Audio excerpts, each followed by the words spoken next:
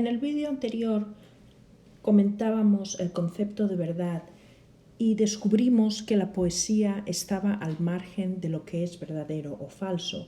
Sin embargo, al acabar el vídeo vimos que el término alethés necesitaba de la narración para ser considerado como verdadero. Es decir, que por un lado entramos en la contradicción de que la poesía no necesita a la verdad y sin embargo la verdad necesita a la poesía. En este vídeo vamos a desarrollar esas ideas introduciendo los conceptos narrativos de la gloria y el dolor, que están a su vez asociados con el concepto de memoria colectiva. Cabe recordar aquí rápidamente que la poesía en el mundo arcaico o que la literatura en el mundo arcaico es básicamente poesía, puesto que es una expresión oral. La primera prosa aparece unos 2 siglos más tarde, después de la épica, y es una prosa que podíamos denominar científica.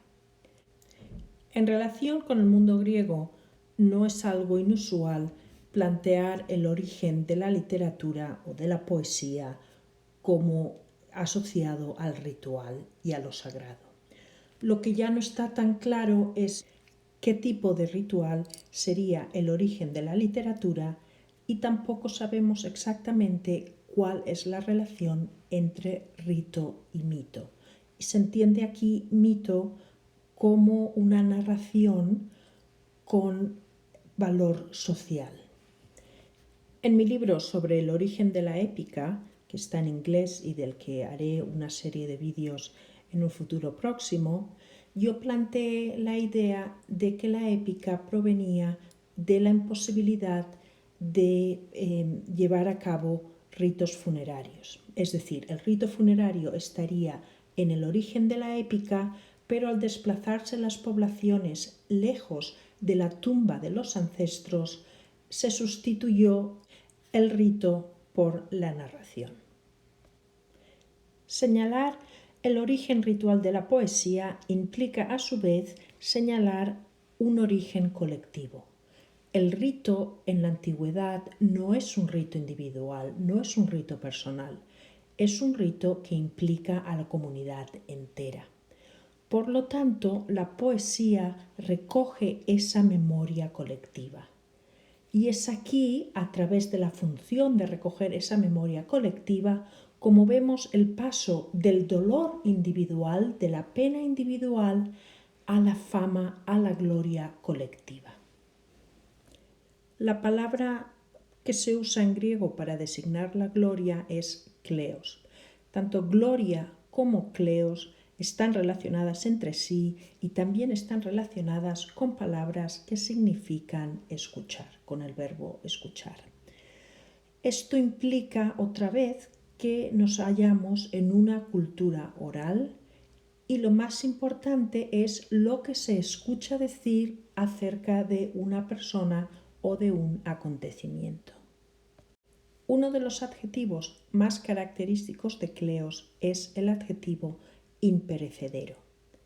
Y como vemos también incluso en la palabra castellana, vemos que en griego también está formado por un compuesto en alfa privativo. Es decir, lo que no perece es lo que no se olvida.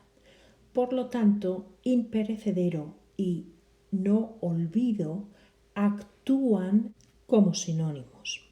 Si la fama no perece y no se olvida, se convierte en algo verdadero, porque ¿qué era la verdad más que aquello que no se olvida? Pero para que la fama no se olvide, hay que mediatizarla a través de la narración. Es por eso que decíamos al comienzo de este vídeo que la verdad necesita de la narración. Cabe preguntarse a continuación qué es aquello que se convierte en gloria. ¿En qué consiste la gloria que se convertirá en perecedera si es repetida mediante la narración? narración. Entramos aquí en el concepto de penthos, que significa dolor, sufrimiento, pena. La Odisea es una obra que nos hace reflexionar constantemente en el origen de la literatura y en la transformación del dolor en la gloria.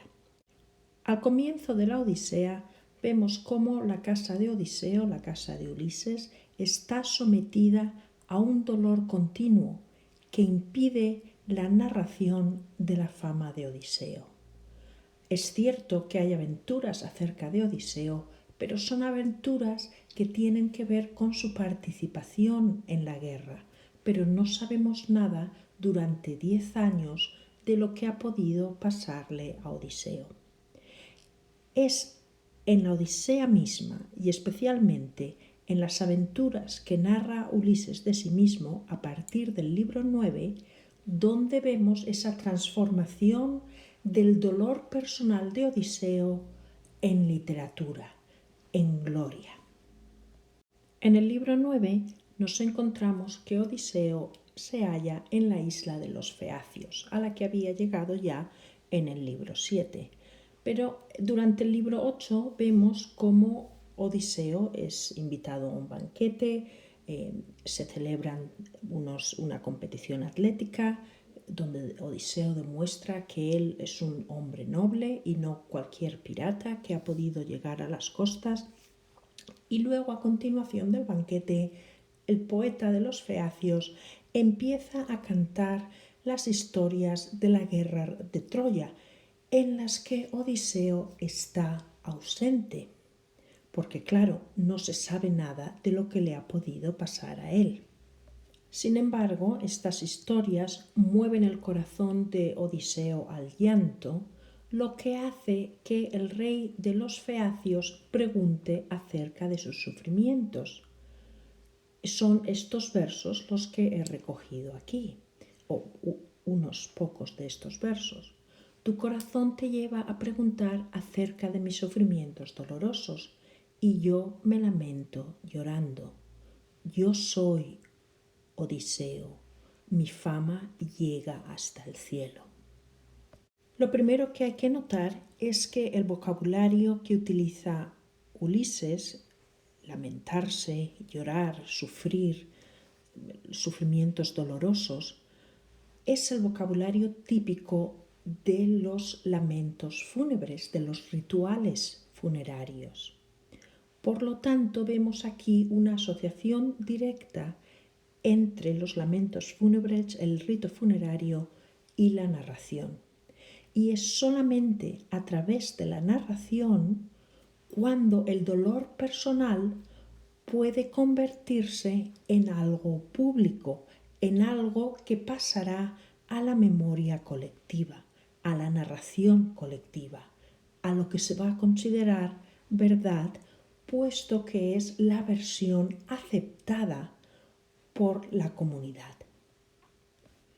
Ulises lleva 10 años ausente, nadie sabe lo que ha pasado en realidad. Es solamente la narración de Ulises lo que convierte su sufrimiento en verdad.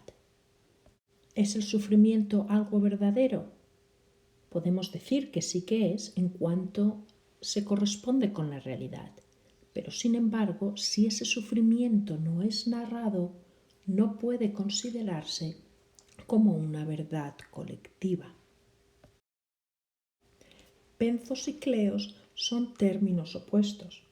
El sufrimiento que se transforma en gloria deja de ser sufrimiento y sin embargo en la base de la narración, en la base de la gloria, está solo el sufrimiento.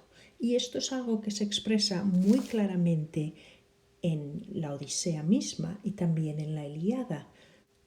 Las desgracias que tejen los dioses para los mortales se convierten en poemas, en canciones para los hombres de las generaciones futuras.